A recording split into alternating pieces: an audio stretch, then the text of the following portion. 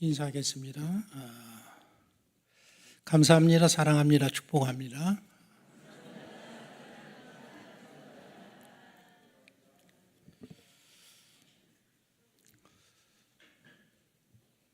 저는 이번 결혼식에서 제일 좋았던 순서가 우리 아내하고 또 사돈되는 목사님 성악을 전공하셔서 두 분이 우리 신랑 신부를 축복하는 축가를 하는 게 여러분들한테 좀 들려드리면 좋았을 뻔했는데 제일 좋았습니다.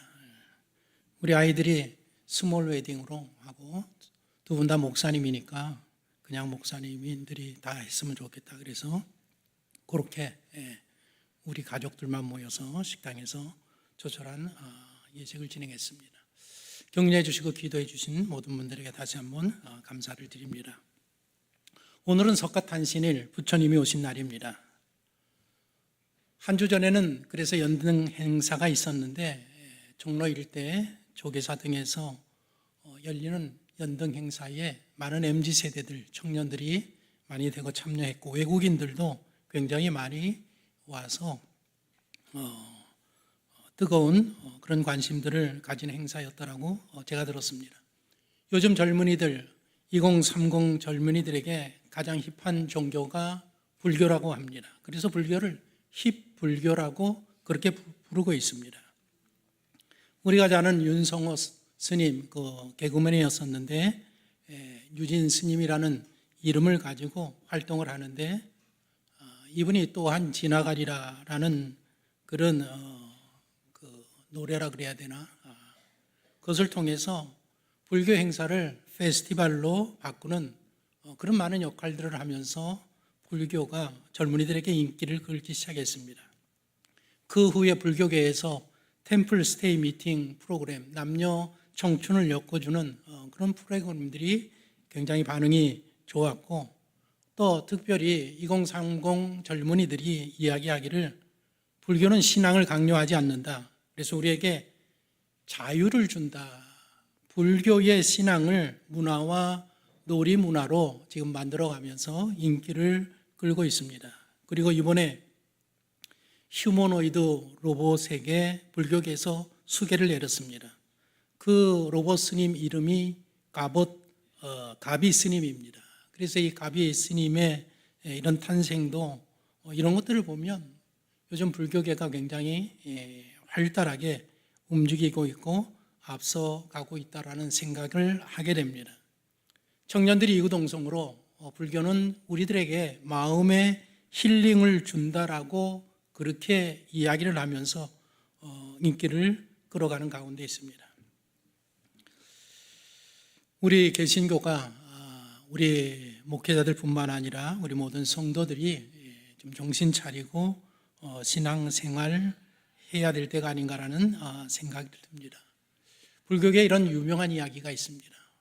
예화가 좋을지 아닐지는 모르겠는데 조주선사라고 있는데 중국의 당나라의 아주 그 유명한 전설적인 선생이신데 지금 사용하는 모든 불교의 용어들 그리고 선문답이 이 스님으로부터 나오고 전해지고 있다라고 이야기합니다. 선문답 중에 하나가 이런 이야기가 있습니다. 제자가 오래간만에 이 스승신 조주선사를 찾아와서 인사드리면서 스님 빈손으로 왔습니다 라고 인사하니까 그 조주 스님께서 그러냐 그거 내려놓아라 말씀하니까 제자가 뭘 내려놓습니까? 그랬더니 그러면 가지고 있어라 그렇게 말씀하셨답니다. 선문답 같은 이야기인데 뭔가를 가지고 왔어야 한다라는 그 마음의 부담을 버리라 해서 무소유에 대한 가르침이라고 불교에서는 그렇게 전하고 있습니다. 여러분들 어떤 마음으로 오늘 교회에 오셨습니까? 어떤 마음의 부담이 있습니까? 오늘 이 예배 시간을 통해서 주님 앞에 여러분들의 마음의 부담을 다 내려놓고 말씀을 통해서 위로받고 새 힘을 얻는 귀한 시간 되시기를 축복합니다. 이번 주에 나락죽기 선교대회가 일본에서 3박 4일 일정으로 열립니다. 여러 나라에서 사역 중인 한 50여 명 되는 선교님들을 초청해서 사역을 하고 우리 교회 파송 선교사들도 참석합니다. 모든 선교대회는 항상 전액 후원으로 진행이 됩니다. 강사로 참여하면 다른 데는 강사료를 받지만 선교대회는 강사로 참여하는 사람들이 후백만 원을 후원금을 냅니다.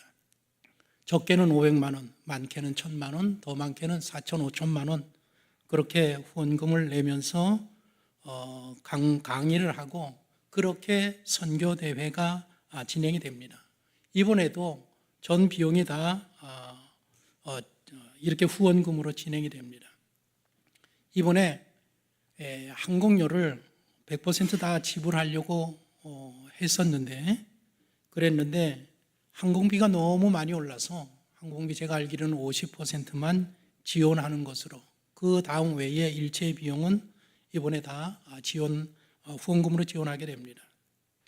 도미니카 공화국에서 오시는 선교사님이 계시는데 비행기 값만 700만 원이라고 합니다. 그래서 야, 그거 너무 비싸다. 그래서 절반 350만 원만 이번 대회를 진행하는 측에서 부담하는 것으로 그렇게 이야기를 했습니다. 저희 교회는 이 선교 대회를 위해서 선교 바자회를 개최했고 한 5, 6주 동안 우리 많은 분들이 봉사하고 그렇게 신에게 옮겼습니다. 목표가 500만 원인데 500만 원 저희가 채웠고 선교 바자회를 위해서 우리가 다른 것은 안 하고 이렇게 선교 대회가 있으면 필요한 기금을 위해서만 선교 바자회를 저희들이 시행하고 있습니다. 이번에 선교 대회 명칭이 나락줍기 선교 대회입니다. 나락이라는 말은 이삭에서 떨어진 알갱이라는 그런 뜻의 순 우리말입니다. 이제는 선교하기가 얼마나 어려운가 하면 한 영혼을 구원하는 것이 마치 떨어진 나락 하나를 줍는 것 같은 시대다. 선교지에서 한 영혼을 구원하기가 이제는 얼마나 어려운가 하면 나락 하나 주려고 하면 얼마나 힘듭니까? 보이지도 않고 그거 하나를 주려면 온몸을 숙여서 그거 하나 올려야 되는 그만큼 선교가 어려운 마지막 시대이라는 것입니다. 그래서 저희들이 나락줍기 선교대회라고 명칭을 정했고 이번에 고군분투하시는 세계 각지에 흩어져 있는 선교사님 저희 노회에서만 노회에 소속되어 있는 선교사님들만 모시고 하는 행사입니다. 그들을 위로하고 격려하고 도전을 주기 위해서 열리고 8월 말에는 일본에서 선교 사역하는 교단을 초월해서 교파를 초월해서 선교 사역을 하시는 일본 선교사님들 전체 모여서 한 번 더 있습니다. 아마 제가 듣기로는 아마 80명 정도 되는 걸로 일본의 선교사님들 알고 계시는데 그렇게 지금 선교 대회가 진행되고 있습니다. 제가 선교 바자회를 마치면서 또 수고하시는 분들 또 우리 교회를 생각하면서 어떤 말씀을 전하는 게 좋을까 제가 묵상하다가 사도 바울이 세운 빌립보 교회가 생각이 났습니다. 빌립보 교회는 바울이 2차 선교 여행 때 세운 교회입니다.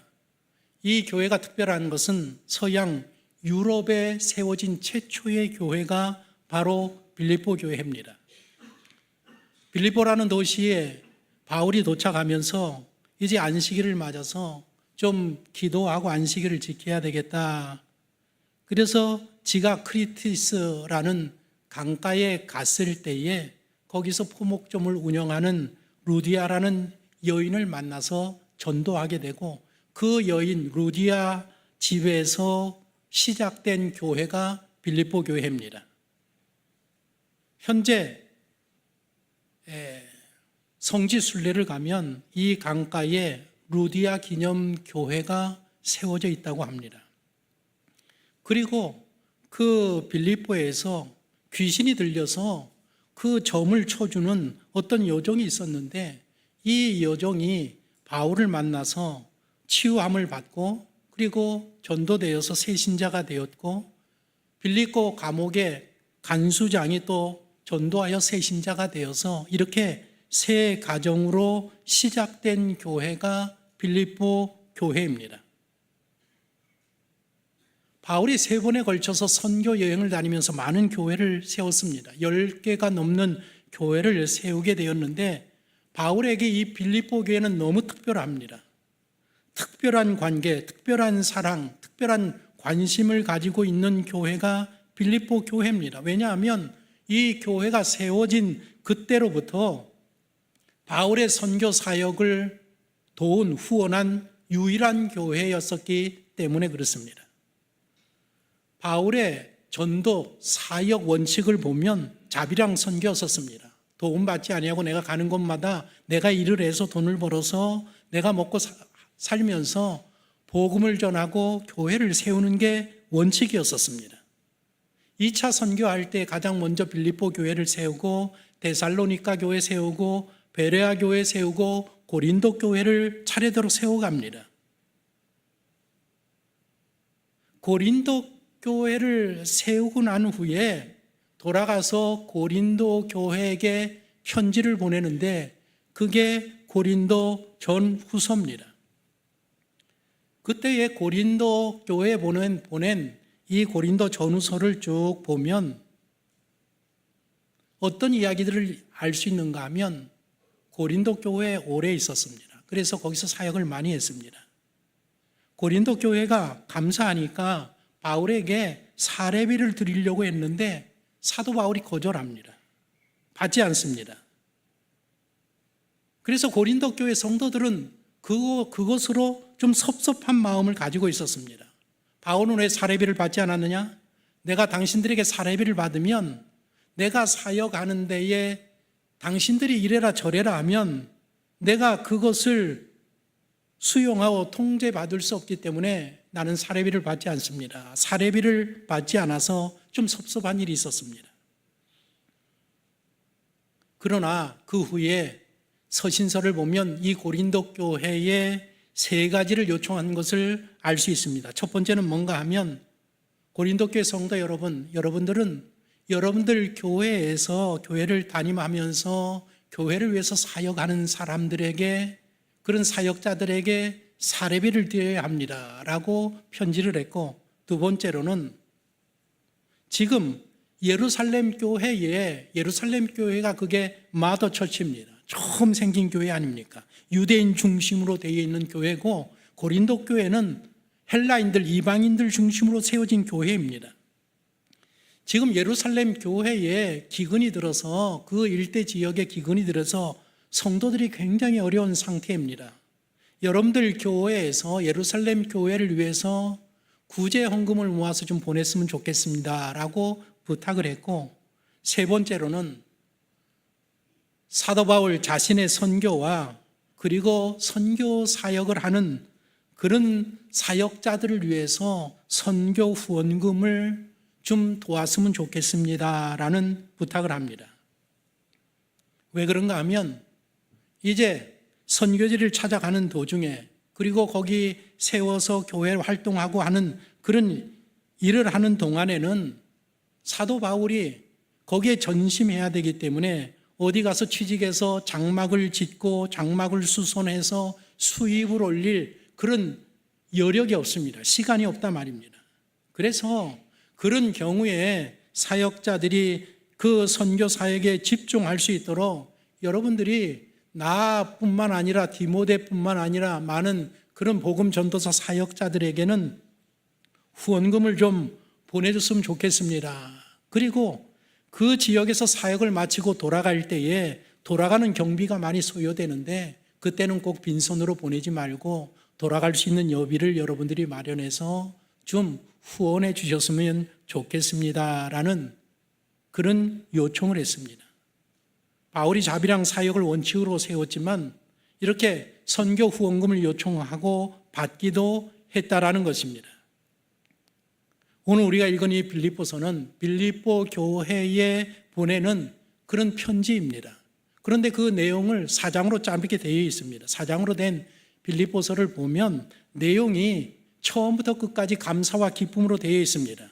처음 시작을 뭐라고 이야기하는가 하면 내가 너희를 생각할 때마다 너희 빌립보와 빌립보 교회와 빌립보 교회 성도들을 생각할 때마다 나의 하나님께 감사한다라고 1장 3절에 기록을 했고, 마지막 4장 10절에서는 내가 주 안에서 크게 기뻐한다. 내가 너희들을 생각할 때마다 기쁨이 얼마나 큰지 모른다. 그렇게 그 서신을 마감하고 있습니다.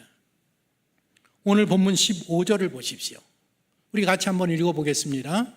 빌립보 사람들아, 너희도 알거니와 복음의 시초에 내가 마게도냐를 떠날 때에 주고받는 내일에 참여한 교회가 너희 외에 아무도 없었느니라.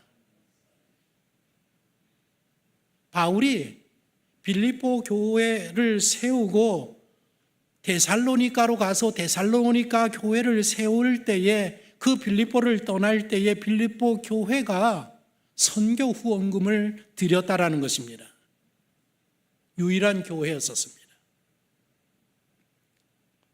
지금 사도 바울이 빌립보서를 써서 보낼 때는 교회가 세워진 지 10년이 지난 때였었습니다. 그리고 10년이 지났을 때에 바울이 전도하다가 지금 어디에 가 있는가 하면 로마 감옥에 수감되어 있는 그런 상태입니다.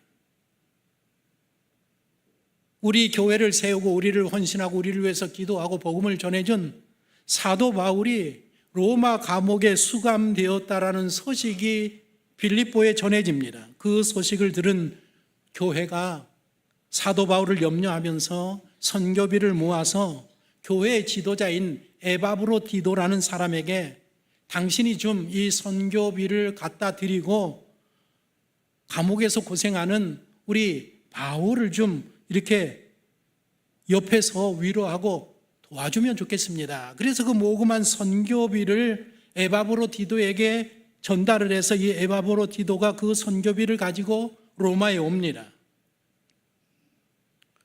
로마에 와서 선교비를 잘 전합니다. 그리고 옆에서 이렇게 이제 그 사도 바울을 돕는데, 옆에서 이제 돕는 역할을 하는데, 어떤 일인지는 모르는데 성경을 보면 사도행전이나 고린도 전후서나 빌립보서를 보면 에바브로디도가 그만 거기서 병이 듭니다. 병이 드는데 어느 정도 드는가 하면 죽을 병이 듭니다. 혹시 신앙생활을 열심히 하면서 하나님 앞에 헌신하는데 건강이 여의치 않다. 그럴 수 있습니다. 그럴 수 있습니다. 하나님의 섭리와 뜻이 있을 겁니까? 여기 에바브로디도가 그렇게 열심히 봉사하고 헌신하는데 죽을 병이 들었으니 바울은 얼마나 걱정이 되고 그 빌립보 교회 성도들은 얼마나 걱정이 되겠습니까? 그래서 기도를 많이 했단 말입니다. 기도하니까 하나님이 응답해 주셔서 그 죽을 병에서 딛고 일어나게 됩니다. 기도하면 하나님이 응답하여 주실 줄로 믿습니다. 그 믿음으로 여러분들 기도하셔야 합니다. 회복한 이 에바브로디도를 이제 빌립보 교회로 보내면서 그에게 편지를 써서 지어준 것이 바로 빌립보서라 말입니다.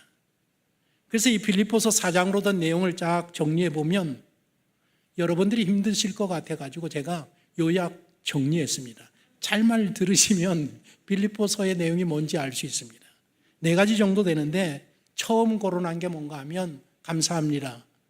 여러분들이 이 에바브로디도를 통해서 내게 전해준 선교 후원금을 제가 잘 받았습니다. 감사합니다. 라는 내용이고, 두 번째로는 듣자 하니까, 에바브로디도 편을 통해서 듣자 하니까 여러분들 교회에 거짓 신자들이 들어와서 좀 소란을 핀다고 하는데 여러분들 그거 잘 감당하셔야 합니다. 라는 두 번째 내용이고, 세 번째로는 에바브로디도가 여기에 와서 어떻게 헌신하고 어떻게 병 가운데 있으면서 치유함을 받았는지에 대한 내용을 기록하고, 마지막으로 제발 여러분들 교회에, 이 빌립보 교회는 여자들이 좀 드센 교회였었습니다.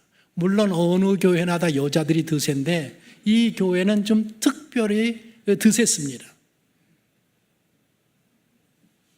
그래서 당부하기를, 너희 교회 그 유오디아하고 순득에 교회 지도자 역할을 하는 그 여자 두 분 좀 제발 서로 다투지 말고 한 마음을 품으면 좋겠습니다. 요것이 빌립보서의 내용입니다. 첫 번째 내용이 무엇인가 하면 사도 바울이 선교비를 잘 받았습니다라는 그런 감사의 내용을 기록하고 있다는 것입니다. 처음부터 끝에 그렇게 그 부분을 강조하면서 기록을 해놓았습니다. 왜냐하면 그 당시에 이렇게 누구를 도우는 후원금을 모았을 때에 그 후원금이 전달되는 사이에 배달 사고가 많았단 말입니다. 도중에 배달 사고가 일어난단 말입니다. 유대인의 유명한 역사 요세푸스라가 있는데 그 사람이 티베리우스 황제 때에 일어난 유대인들 사회에 일어난 일을 기록해 놓았습니다. 여기 로마에 어떤 유대인이 있는데 이 사람은 율법을 가르치는 사람, 서기관이라 말입니다. 그런 남자가 3명의 사람들을 끌어들여서 이 4명이 로마의 아주 부유한 여인 풀비아라는 아주 부유한 로마 여성에게 접근을 해서 뭐라고 이야기했는가 하면 예루살렘 성전에 지금 귀한 자주옷감이 좀 필요하고 재정이 좀 필요합니다. 당신이 좀 후원하시면 정말 좋겠습니다. 하나님의 은혜와 축복이 많으실 겁니다. 그래서 이 풀비아라는 여인이 그 말을 믿고 자주조 옷감 많은 것을 그리고 적지 않은 금을 예루살렘 교회를 위해서 후원을 했습니다. 그랬는데 이 후원금이 전달되지 아니하고 이 유대 서기관이라는 사람하고 이 못된 3명의 사람들이 그것을 착취했단 말입니다. 그런데 이 일을 풀비아의 남편이 알게 되었습니다. 가만히 있겠습니까? 황제에게 당장 달려가서 그 사실을 보고했습니다. 그래서 티베리우스 황제가 뭐라고 칙령을 내렸는가 하면 모든 유대인들, 로마에 기거하는 모든 유대인들은 로마에서 추방한다. 그 당시에 로마 식민지 시대에 유대인들이 성전을 위해서 후원 기금을 모금하는 이 일이 이런 문제들 때문에 굉장히 민감한 사항이 되었다라는 것입니다. 오늘날 지금 이제 6월 3일 날 투표합니다. 아마 우리는 모르지만 보이지 아니하게 정치권에서 검은 돈들이 사과 상자에 담겨서 많이 배달됐을 겁니다. 그런데 가끔가다 그 배달 사고가 일어납니다. 그렇지 않습니까? 재난구호 봉사단체인 적십자사에서도 그런 일이 일어났습니다. 2001년 9.11 테러가 일어났을 때에 적십자사가 피해자들을 위한 모금 운동을 펼쳐서 정말 많은 미국 사람들이 많은 후원금을 거기다 냈습니다. 그런데 나중에 알고 보니까 피해자를 위해서 후원금을 드렸는데 피해자에게 돌아간 금액보다 자기네들이 임으로 쓴 돈들이 더 많은 것이 밝혀졌단 말입니다. 그래서 적십자사가 완전히 신뢰를 잃어버리는 그런 일이 있었습니다. 그것뿐이겠습니까? 선교비에서도 왕왕 그런 일이 일어난다는 것입니다.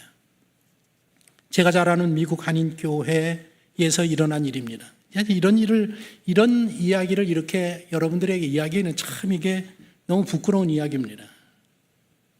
담임 목사님께서 선교지를 쭉 방문하는 일정이 있어서 선교지를 방문하게 됩니다. 그 이야기를 들은 성도 한 분이 그 자기가 잘 아는 선교지를 방문하고 단기 선교에 갔다 온 그 선교사님을 위해서 1만 불을 지금 요즘 시세로 말하면 1,500만 원을 봉투에 넣어서 선교사님에게 꼭 전달해 주시오 목사님.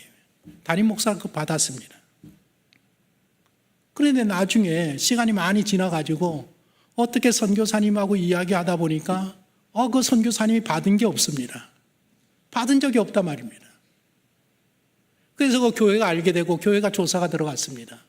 결국에 그 담임 목사는 그 교회에서 사임당했습니다. 이렇게 배달 사고들이 일어나는 일이 왕왕 있단 말입니다. 구약의 미가서를 보면 하나님께서 정치 지도자들, 제사장, 선지자들을 향해서 대노하는 장면이 기록되어 있습니다. 미가서 3장 11절을 보십시오. 같이 한번 읽어보겠습니다. 그들의 우두머리들은 뇌물을 위하여 재판하며 그들의 제사장은 삭슬 위하여 교훈하며 그들의 선지자는 돈을 위하여 점을 치면서도 구약 시대에 정치 지도자뿐만 아니라 제사장 선지자들이 배달 사고를 일으키는 이런 문제들이 많았기 때문에 하나님께서 대노하면서 이스라엘 너희들을 용서하지 못하겠다라는 그런 내용의 언약의 말씀입니다. 여러분의 담임 목사라도 믿지 마십시오. 믿지 마십시오. 신뢰하지 마십시오. 한국 교회가 정말 많이 회개하고 반성해야 합니다.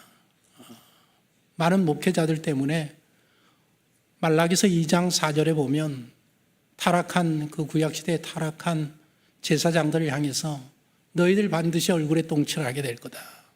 하나님이 예언했는데 오늘날 대한민국의 많은 목회자들의 얼굴을 똥칠하는 일들이 얼마나 많이 일어나고 있는지 알 수 없습니다. 얼마나 부끄러운지 알 수 없습니다. 왜 빌립보서를 보내면서 내가 너희가 보내준 선교비를 잘 받았습니다. 너무 감사합니다라고 이렇게 기록해 놓는가 하면 이 빌립보서가 하나의 영수증 역할을 하는 겁니다. 당신들이 보내준 이 선교비가 배달 사고 일어나지 않고 내가 잘 받았습니다 라는 영수증 역할을 하는 것이 빌립보서입니다. 그리고 나서 18절에 여러분들이 어렵게 모아서 보낸 이 선교비가 어떤 의미를 갖고 있는지 아십니까? 라고 그 의미를 가르쳐 주고 있습니다. 18절 말씀 보십시오. 같이 읽어봅니다. 내게는 모든 것이 있고 또 풍부한지라 편에 너희가 준 것을 받음으로 내가 풍족하니 이는 받으실 만한 향기로운 제물이요 하나님을 기쁘시게 한 것이라. 사도 바울이 여러분들이 그렇게 힘든 상황에서 보내준 그 선교비가 이것이 하나님 앞에 드려지는 향기로운 제물이 되었습니다 라고 이야기하고 있습니다. 선교 기금이 뭐라고요? 하나님 앞에 드려지는 향기로운 제물이라고 했습니다. 창세기에 보면 신구약 성경에 향기로운 제물이라는 요 단어가 딱 3번 나옵니다. 첫 번째 언제 나오는가 하면 노아 홍수가 일어난 다음에 나오고, 두 번째 요 빌립보서 본문에 나오고 에베소서에 나옵니다. 그래서 3번 나옵니다. 제가 생각할 때는 이 향기로운 제물이 되었다라는 이 사도 바울이 창세기의 말씀을 기억하면서 인용한 게 아닌가라는 생각을 하고 있습니다. 어떤 일이 있는가 하면 노아 홍수가 나서 다 진멸되지 않습니까? 그리고 방주문이 열리니까 노아가 나와서 가장 먼저 한 게 뭔가 하면 하나님을 향해서 번제의 단을 만듭니다. 예배의 단을 쌓습니다. 그리고 그 예배의 단에다가 그 방주에 실었던 정결한 짐승은 7쌍씩 들어갔습니다. 하나님 앞에 번제를 드리기 위해서 아마 그렇게 한 게 아닌가라는 생각이 드는데, 그래서 정결한 그 짐승들과 새들 중에서 번제물을 취하여서 번제단에 올려놓고 하나님 앞에 태워서 하나님 앞에 희생 제사 예배를 드렸단 말입니다. 그러니까 그 다음 문장을 보면 하나님께서 그 번제가 타는 그 연기, 향기로운 냄새를 맡으시고 그 제물을 향기로운 제물이라고 그렇게 말씀을 하셨고, 그게 너무 기뻐서, 그 향기로운 제물이 너무 기뻐서 뭐라고 언약을 인류에게 하는가 하면, 내가 앞으로는 인간들이 아무리 타락하고 죄가 극할지라도 절대로 이 땅을 심판하지 않을 거다. 세상의 모든 피조물들을, 생물들을 멸하지 않을 것이다 라고 약속을 하고, 더 나아가서 중요한 게 뭔가 하면 하나님이 노아와 그의 세 아들을 축복해 주십니다. 그 번제를 향기로운 제물로 받으시고 그런 하나님의 크신 은혜가 임하게 된단 말입니다. 아마 제가 볼 때는 바울이 이 선교 기금을 받고 얼마나 감사했는지 그 감사를 표현하려고 하다가 창세기의 그 노아의 구절이 생각난 게 아닌가라는 생각을 제가 해보게 됩니다. 이번에 선교 바자회 기금으로 모이는 500만 원, 이 500만 원은 그냥 돈이 아니라 선교 기금으로 사용될 때에 하나님을 기쁘시게 하는 향기로운 제물이 된다라는 것입니다. 그래서 선교 바자회를 할 때에 우리가 헌신하는 시간, 우리가 바치는 재능, 이번에 또 권사님들이 여러분들이 많이 사간 걸로 제가 알고 있어요. 김치도 담그고 뭐 이렇게 반찬들. 저 집에서 설거지 하는 것도 귀찮더라고. 어제 야채 좀 썰라고 해가지고 제가 야채를 저녁에 막 써는데 칼이 안 드는 거예요. 이게 얼마나 짜증나는지. 내가 숫돌 어디서 갖다 놨지. 숫돌 찾아가고 어제 집에 있는 칼은 제가 다 갈았습니다. 다 갈았습니다. 우리가 집에서 우리 먹는 거 하기도 귀찮은 시대에 선교를 위해서 교회에 나와서 반찬을 만들고 봉사하는 거, 여러분도 오늘 내려가서 식사 그냥 하시겠지만 그 식사를 준비하는 헌신 봉사들은 그거 웬만해서 못하는 겁니다. 요즘 교회들이 식사하는 교회 별로 없습니다. 봉사할 사람도 없고 이제는 그런 거 안 합니다. 아직까지 우리 교회는 여러분들 먹고 있을 수 있는 게 감사인 줄로 생각하시기를 바랍니다. 그런데 그렇게 하나님을 향한 시간, 재능, 봉사, 헌신이 하나님 앞에 드리는 향기로운 제물이 되고 그게 예배가 된다라는 것입니다.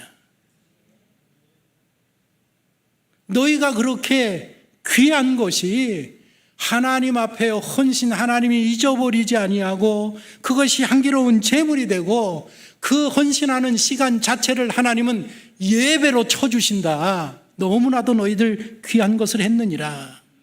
그 이야기를 하고 있습니다. 마지막 세 번째는 에베소서 5장 2절에 기록되어 있습니다. 에베소서 5장 2절을 보십시오. 그가 우리를 위하여, 예수 그리스도께서 우리를 위하여 자신을 버리사 향기로운 제물과 희생 제물로 하나님께 드리셨느니라. 예수님의 십자가의 죽으심이 하나님이 보실 때 향기로운 제물과 예배가 되었다라는 것입니다. 우리가 드리는 선교 기금의 헌신 봉사가 향기로운 제물이 될 수 있는 이유가 무엇인가 하면 그 안에는 우리가 바자회를 하고 바자회를 헌신하고 수고하는 그 시간 속에는 왜 우리가 그런 일을 하는가? 예수 그리스도의 대속의 은혜가 있기 때문에, 우리를 구원하여 주시는 예수님의 사랑을 우리가 알기 때문에 선교사들을 위해서 우리가 헌신하고 기금을 모으고 후원하는 것이라 말입니다.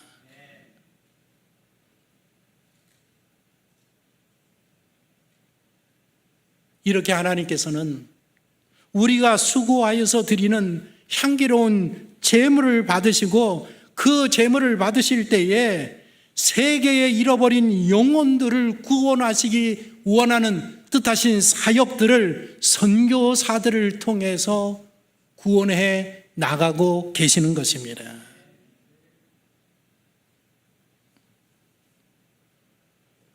우리가 단기 선교 안 간 지 이제 참 한참 됐습니다.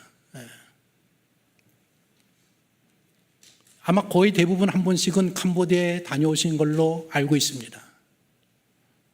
다녀온 것과 다녀오지 않은 것은 차이가 많다라는 거 여러분들 아실 겁니다. 갔다 오신 그때에는 갔다 와서 얼마나 선교에 대한 열심과 열정이 있었습니까? 근데 이제 저도 힘이 들어서 가서 노동할 용기가 없습니다. 이제 청년들이 가야 됩니다. 청년들이 가야 됩니다. 하나님께서는 그런 수고와 그런 헌신을 하나님이 기억하시고 향기로운 제물이 되고 그것은 하나님의 앞에 드리는 가장 귀한 예배가 된다는 것을 지금 빌립보 교회 성도들에게 가르치고 있습니다. 그리고 마지막으로 여러분들이 보낸 선교비가 여러분들에게 큰 은혜와 축복을 주실 겁니다 라는 내용이 19절의 말씀입니다. 본문 19절 보십시오. 같이 한번 읽어봅니다. 나의 하나님이 그리스도 예수 안에서 영광 가운데 그 풍성한 대로 너희 모든 쓸 것을 채우시리라. 여러분들 성경을 읽을 때 그냥 읽지 말고 정말 자세하게 생각하면서 읽으셔야 합니다. 여기 읽어보면 뭐라고 했는가 하면 나의 하나님이 그리스도 예수 안에서 영광 가운데 그 풍성한 대로 너희 모든 쓸 것을 채우시리라. 너희 쓸 모든 것, 너에게 필요한 모든 것을 하나님이 채워주실 거라고 이야기하는데, 이 이야기는 뭔가 하면 빌립보 교회가 필요한 게 많았다라는 겁니다. 어려웠다라는 겁니다. 빌립보 교회 구성원을 보십시오. 좀 재정적으로 여유 있는 사람은 자주장사하는 루디아 여인 한 사람입니다. 그 외에는 귀신 들렸던 종이고 간수장인데 간수장이 월급 얼마나 받겠습니까? 그 당시에 교회가 세워지면 모이는 사람들은 다 주류가 누군가 하면 노예들입니다. 빌립보 교회가 그렇게 여유 있는 교회가 아니었었습니다. 그런데 그 교회가 그 자기네 필요한 것이 있음에도 불구하고 사도 바울의 선교를 위해서 기금을 모금하고 보내주었단 말입니다. 그 귀한 것을 받고 지금 사도 바울이 하나님께서는 분명히 하나님의 크신 풍성한 대로 너희 교회와 너희 성도들에게 필요한 모든 것을 분명히 채워주실 것을 내가 믿고 기도하노라, 그렇게 이야기하고 있습니다. 하나님은 우리의 마음 중심을 보시고 우리가 하는 모든 생각, 우리가 모는 활동들, 모든 행사들을 일일이 다 보고 계시고 알고 계시고 기억하시는 하나님이십니다. 우리가 후원하는 기금은 많으면 많을 수 있고 적으면 적을 수 있는 기금인데, 그것을 받으시고 하나님께서는 우리 교회의 필요와 여러분들 성도들의 가정에 필요한 것들을 반드시 채워주실 줄로 믿습니다. 믿으시기 바랍니다. 모든 선교사들은 지역교회에서 이 개교회를 통해서 기도의 후원과 물질의 후원을 받아야 합니다. 후원하는 우리 교회는 반드시 기여해야 될 것은 선교 후원금은 자선을 넘어서 하나님이 받으시는 향기로운 제물이 되고 예배가 된다라는 사실을 기억해야 합니다. 그런 마음과 그런 믿음을 가지고 우리가 임해야 하는 것입니다. 중국 선교의 개척자인 허드슨 테일러가 이런 말을 했습니다. 하나님의 일이 하나님의 방법으로 행해질 때에 그분의 공급하심이 부족한 적은 결코 없었다. 허드슨 테일러가 중국에 처음 와서 선교사로 복음 사역을 하면서 얼마나 많은 어려움들이 있었겠습니까? 그런데 내가 하나님의 일을 하나님의 방법대로 할 때에 하나님의 공급하심이 끊어진 적이 단 한 번도 없었다라는 것을 고백을 하고 있습니다. 선교에 있어서 가장 큰 것은 물론 돈입니다. 그러나 그거보다 더 큰 것은 무엇인가 하면 바로 하나님 당신 본인이시란 말입니다. 만일 우리 교회가 올바른 마음을 가지고 올바른 목적을 가지고 올바른 하나님을 향하여서 이런 일들을 하게 되면 하나님이 역사하시고, 더 나아가서 우리 모든 성도들이 기억하게 될 것은 반드시 그 기금은 올바른 방법으로 사용되어져야 한다는 것입니다. 이번 나락죽기 선교 대회를 통해서 세계 각국에 흩어져 있던 우리 노예 모든 선교사들이 위로와 격려와 힘을 얻고 또 새로운 도전을 받아서 각국으로 돌아갔을 때에 하나님께서 그들을 통해서 구원의 사역에 많은 열매가 맺게 하실 줄로 믿습니다.